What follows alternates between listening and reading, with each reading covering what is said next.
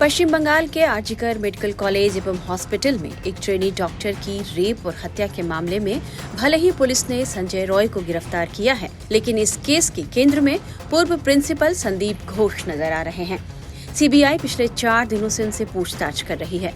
कोलकाता में 9 अगस्त को सरकारी आरजीकर मेडिकल कॉलेज एवं अस्पताल में ट्रेनी डॉक्टर महिला की दुष्कर्म के बाद हत्या कर दी गई थी। मामला सामने आने के बाद संदीप घोष को प्रिंसिपल के पद से हटा दिया गया था। आज इस मामले पर सुप्रीम कोर्ट में सुनवाई हुई और संदीप घोष को लेकर भी सवाल उठे हैं। सीजीआई ने पश्चिम बंगाल सरकार से पूछा कि क्या प्रिंसिपल ने हत्या को आत्महत्या बताया था? क्या पीड़िता के माता पिता को सूचना देर से दी गई? क्या उन्हें मिलने नहीं दिया गया? कोर्ट ने यह भी सवाल उठाया कि आखिर घटना के तुरंत बाद प्रिंसिपल को दूसरे कॉलेज में क्यों ज्वाइन कराया गया।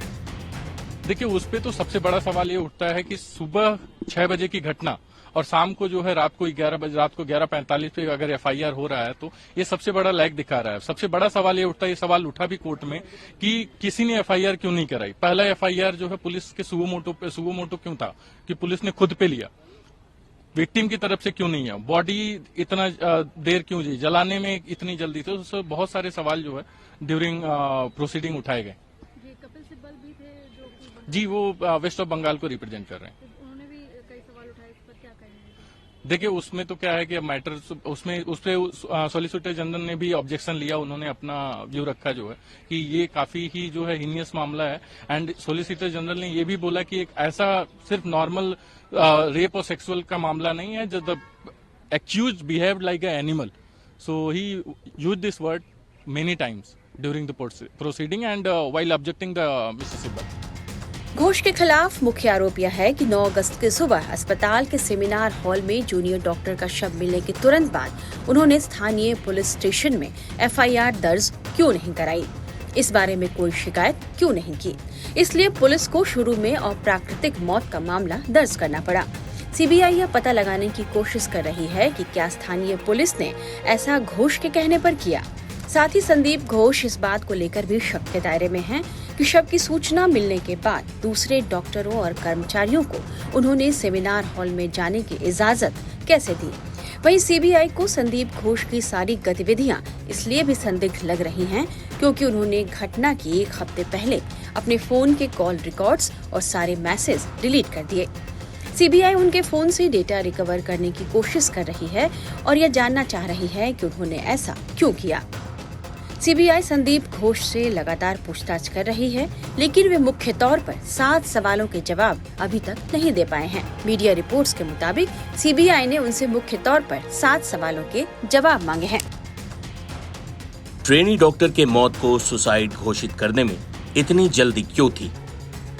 आप खुद डॉक्टर हैं, क्या आपको नहीं लगता कि क्राइम सीन को सुरक्षित रखना जरूरी था? पीड़िता के परिवार को गलत जानकारी देने की सलाह किसने दी? क्राइम सीन पर सबूतों से छेड़छाड़ अपराध है, फिर भी जांच पूरी होने तक जगह सुरक्षित क्यों नहीं रखा? पीड़ित के परिवार को कई घंटे बाद सूचना क्यों दी? पीड़िता के परिवार को शव दिखाने में देरी क्यों की गई?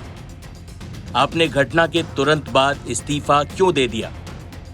सीबीआई ने संदीप घोष से इन सवालों के जवाब मांगे हैं, लेकिन उन्होंने अब तक इसका कोई भी उत्तर नहीं दिया है। मीडिया ने भी संदीप घोष से कई सवालों के जवाब जानने की कोशिश की, लेकिन घोष अक्सर बिना कुछ कहे ही निकल गए।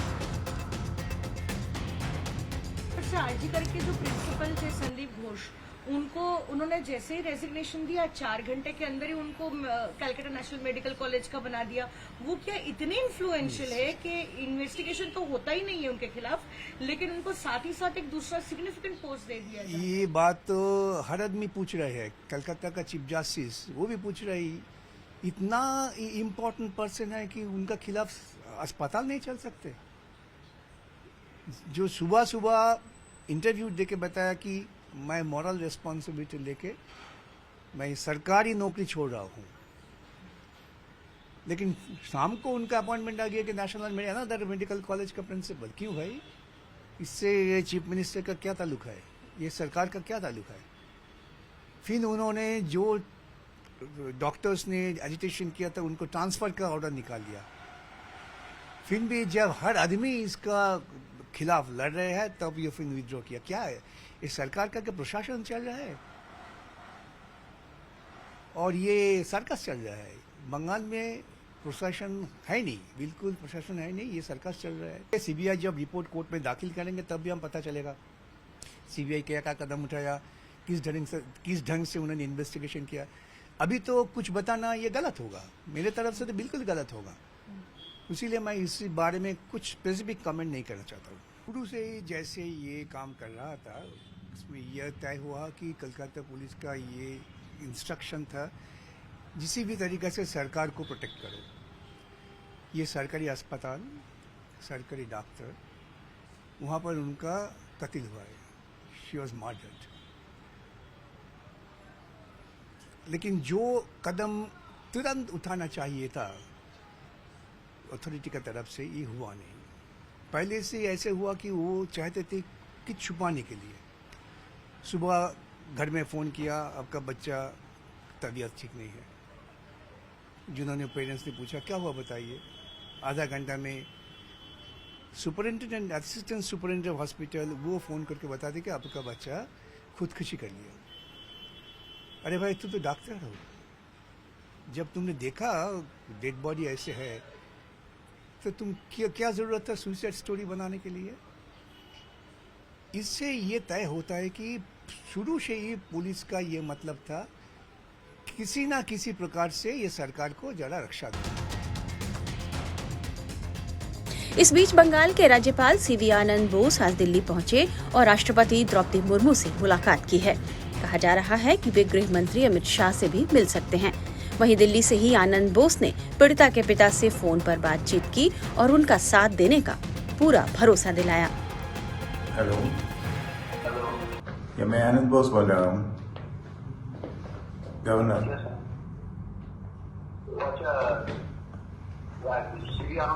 सीवी आनंद, यस, आपसे मिलना चाहिए। मैं उसका पिताजी बोल रहा हूँ। या मालूम है, हम सब आपके साथ हैं। ठीक है, आप तो मेरा प्रशासनिक प्रधान है, आपके पास एक मेरा हम लोग एक ही आदमी है। I want justice. We will get justice, we are all with you. आज मैं दिल्ली में हूँ, दिल्ली में सारे लीडर्स के बारे में मैं यह डिस्कशन किया है। जब आपका कन्वीनियंस है मैं वहाँ घर आऊँगा, आपकी कन्वीनियंस। ठीक है, आने से आपका आने से हम तो बहुत अच्छा लगेगा। मैडम कैसा है? आप हमारा प्रशासनिक प्रधान है, आप जो गाइडलाइन हमको देंगे हम ऐसे चलने का कोशिश करेंगे। हम सब आपके साथ हैं।